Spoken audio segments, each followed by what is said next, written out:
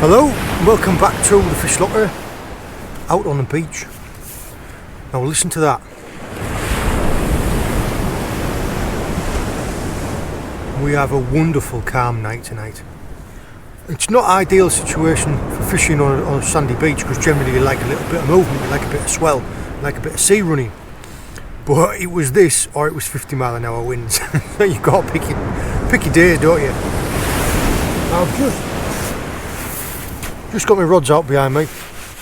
I'm fishing two different rigs. I'm fishing a pulley rig on one side with bluey and squid, and on the other side I'm fishing a 2-hook scratching rig, a 2-hook flapper rig, and I'm fishing on a rolling lead with fresh mackerel on. I'll take you for a walk around. Depending on how you look at it, some people would say that I don't take very much with me to the beach. Other people would say that I take a lot. I'll quickly talk you through it, because someone was asking me on one of the last lives if I could do a checklist for things to take. I'll just show you. Now for me, I carry quite a bit of camera gear, so I have a pack out and my camera in a bag. In my tackle box, I just have the bare basics. I have a few pre-tied rigs, some spare hooks. These are a massive time saver. I just tie some spare hook lengths onto there, just clip one on, clip one off. And then in the main part I've got my leads and my spare line, spare shock leader, spare traces, a bucket with fresh bait in. Now I caught these earlier on today, and I've got a little bit of frozen squid and bluey, and a big tub. I use these for recovering fish or keeping them for the camera and washing my hands, hence the towel. That's literally it. Leads, hooks, line, traces, bait. Everything else is optional. The tripod that I use is a Gold's, but I don't suppose it matters an awful lot the types that you get. I've had this for about 4 or 5 years, and the two reels that I'm using, it's Penn Spinfisher 7500. I've actually reviewed this on the Fish Locker workshop, and that's a Penn Affinity, and I think I've had that about 4 or 5 years. Both of them fishing with braid.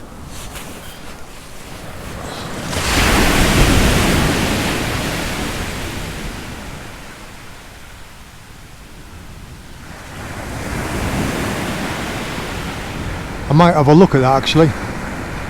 It is on a rolling lead, but that has been nodding a little bit.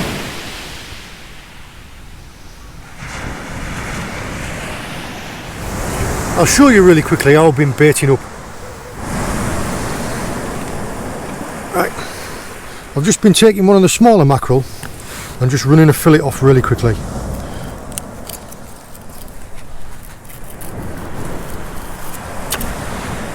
Like that. Now we'll leave the fillet on the other side, put it back in the bucket. Because I've been using two different types of baits, I've been using little tiny strip baits and I've been using big baits. First thing I've been doing is taking a couple of little tiny strip baits off.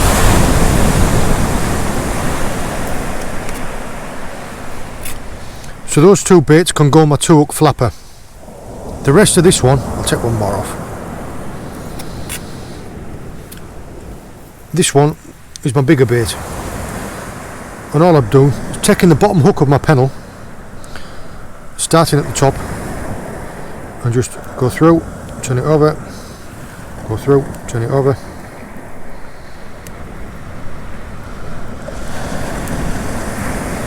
And then pull it through like that. Go through one more time.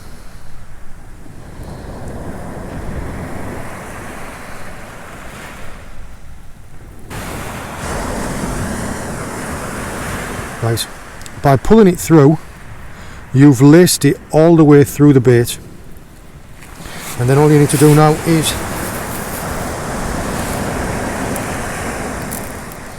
slide your pennel hook down. I've been getting quite a lot of success using a circle hook as the pennel hook. Twist it round 2 or 3 times and then push it through like that. Then all I'm going to do is take some bait elastic,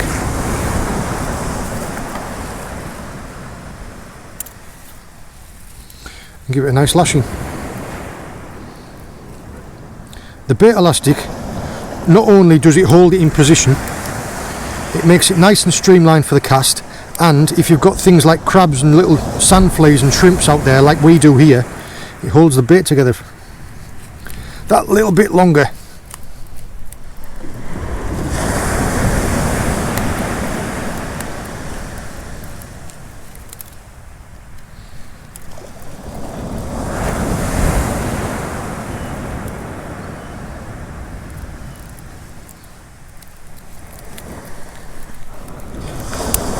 There you go.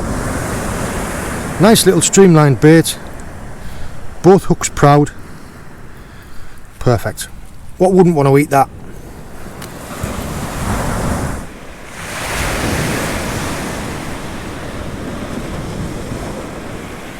That's a bite. See?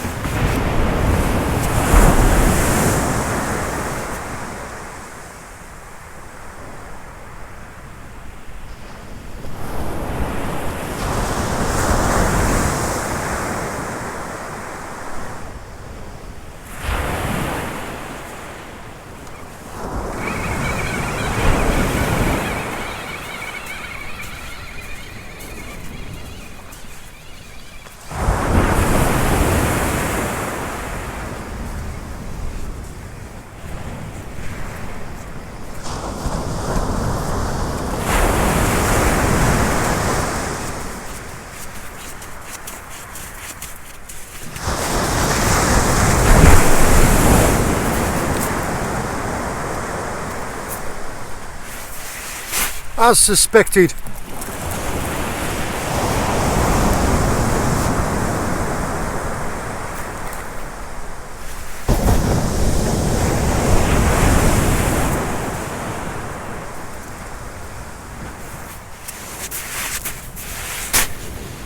Yep, as I suspected, lesser spotted dogfish. He's mullered that bait, hasn't he? Right. This gives me perfect opportunity to just show you why I do it like this. I can unhook the trace so that the hook length is unhooked. Just stick him in this tough tub so he can sit there in some water now, so he's fine. Get another bait cast out, because here on the tripod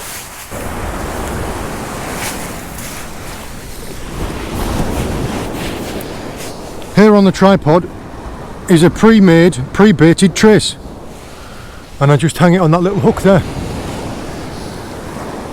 So all I'm going to do, this is a pulley rig with an impact. Just, yeah, there. All it is, it's my pulley rig. I've actually got a video on the Fish Locker Workshop channel showing you how to make this, and I just hook them onto there.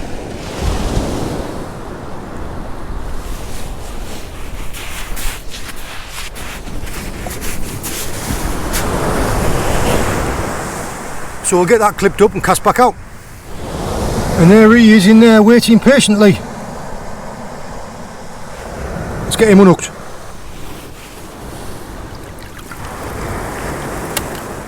The trick with dogfish, what he'll do is he'll try and bring his tail up and rub you.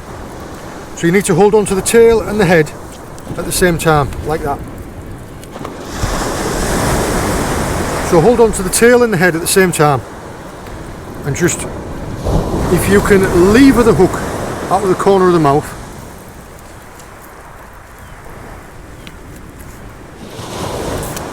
right, there's one hook out. Put him back in the water now and he'll spit the other one.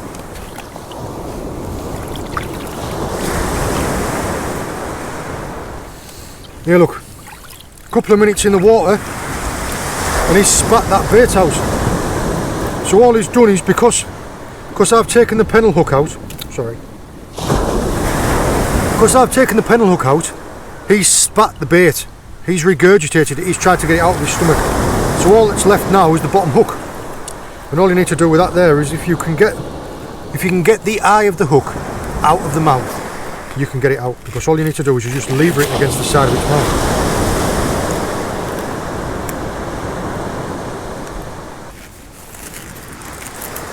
There, look. If you can get the eye out like that, all you do is you just lever it against the side of the mouth.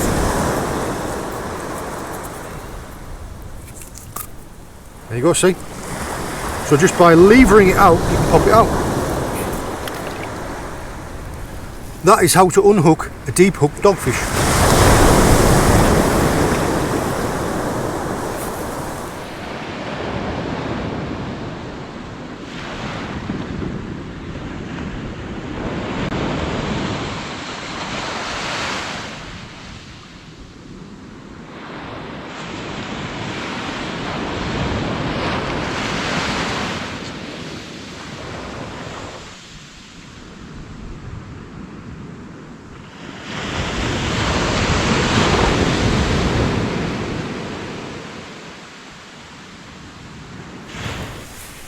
We have been getting a lot of little tiny, like tiny rattling bites. I thought the only thing you can do really that is leave it.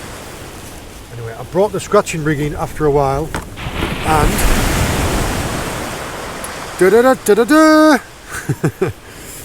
well, it's not going to break any records, is it?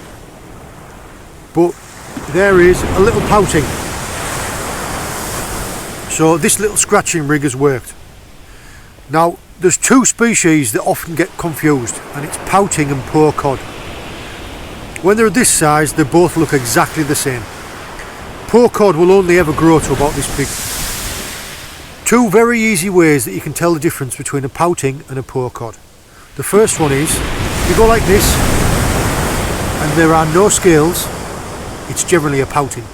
Poor cod shed scales like nobody's business. Also, if you can see here, you see the pectoral fin there? There is a black dot at the base of the pectoral fin. That's a pouting. So this is a baby pouting. It would have been a perfect live bait. We'll gently unhook him and we'll get him back. I don't know how well you can see here, but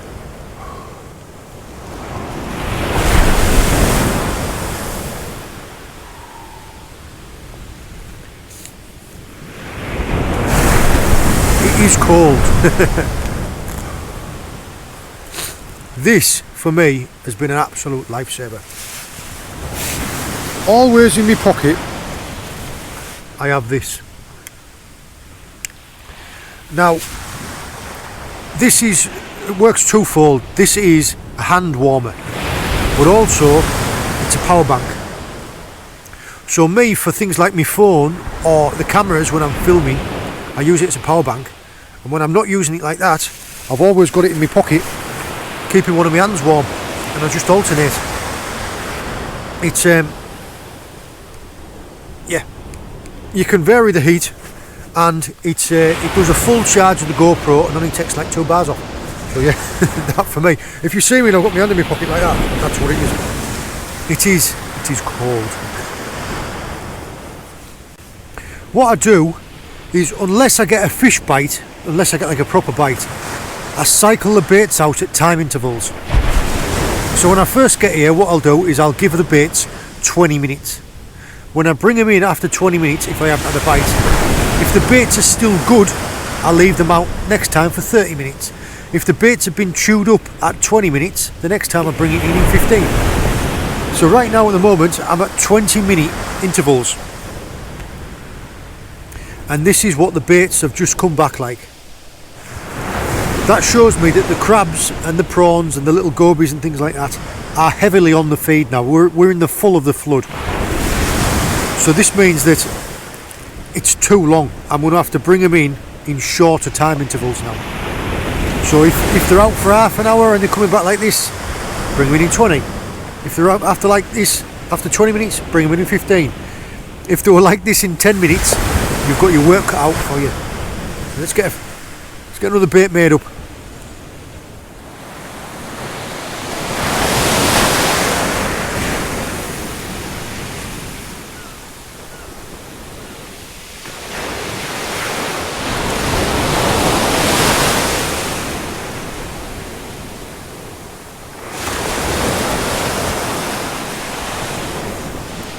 Can't really miss that bite, can you?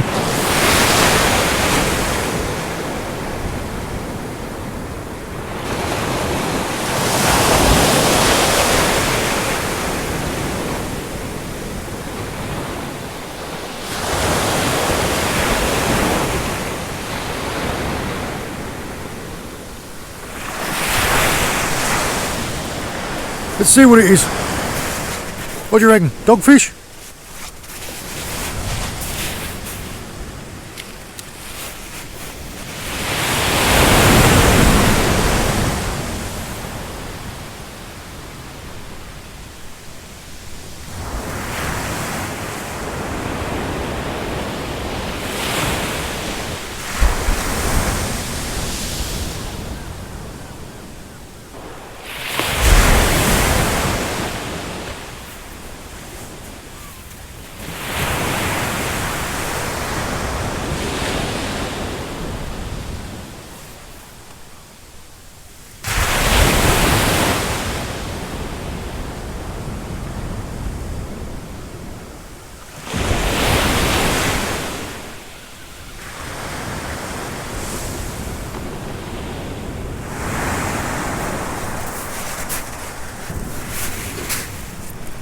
And another one, but this time on the scratching rig. Now the quality is it's a 2-hook flapper rig. And it's picked up another little doggy. This one's easier to unhook, as you can see. Like I've said before, just grab the tail and the head in the same hand, and all you need to do is lever the hook out like that.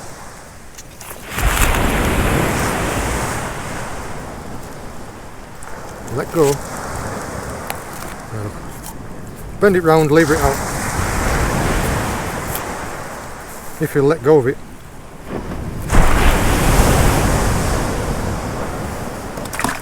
Put him back in that tub. Get this rig rebaited, shot back out. With this one, I'm fishing it with a rolling lead. The other ones have got the spikes on. This is so that this will roll around in the tide and hopefully find a gully. Gullies are generally areas where feed will hold up. The tide will wash it and then it will find a little gully. Fish know where these are and they'll hold up in there. So hopefully this will roll around and find you a fish. That's the theory behind it anyway. Just a scratching rig for anything: whiting, pouting, poor cod, rocklings, dogfish. Right. Let's get him returned. Like I said, hold the tail and the head at the same time. That way he can't rub you. Those eyes are just incredible, aren't they?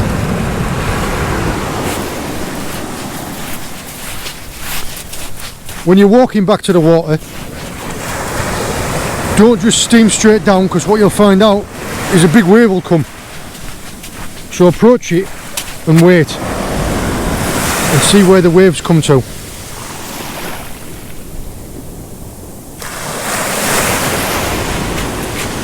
Watch. Yeah.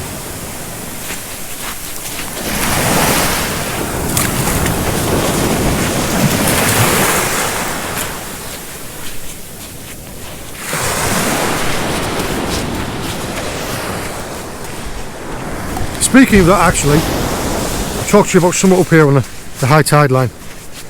When, sorry, where am I going? When you first get into the beach and you're setting up, it's one of the things that's always in my mind is kind of like, I don't like to have to move too many times. If I'm going to set up, I want to set up far enough up the beach to be able to not have to keep moving my camp. If you've got like a really slowly sloping beach, you'll have to follow it out. But when you've got one that's got a decent size drop like this one has, what I'll do is I like fishing a flooding tide. So I got here bang on low water, and I'm going to fish all of the flood. I've generally, my experience is the flood tide in darkness fishes well, generally as a rule. So I'll get here at low water, so I know where to set up. If you look on the beach, you can see where there have been lots of footprints. You can see where the high tide line is.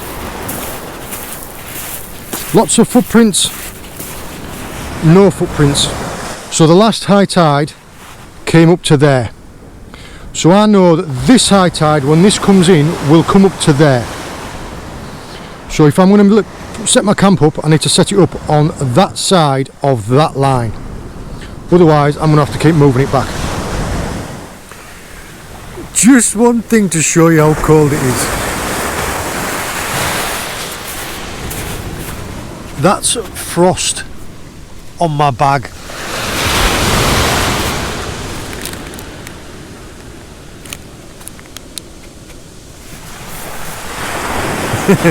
So yeah, it's cold. Right, we're coming to the end of the session now. We're right at the top of the flood, so the tide has come right up. So we've fished the whole of the flood. Now, it wasn't the most productive of sessions. I didn't think it was going to be because the weather was so settled. Sea conditions for fishing beaches around here are better with a bit of sea running, a bit of swell, a bit of movement, because it stirs it all up and gets all the feed around. But it has given me the perfect opportunity to be able to have a talk to you about other elements of beach fishing. I've been asked by a few people who follow the channel to give you some beginners videos on beach fishing. So I hope that the hints and tips, ideas and reasons why I do things a certain way in this video have helped. If they have, let me know. If there's anything else you want to know, give me a comment.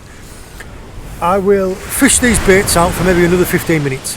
If I see another fish, I will show you. If I don't, then I won't. All the very best. Take it easy. See you later.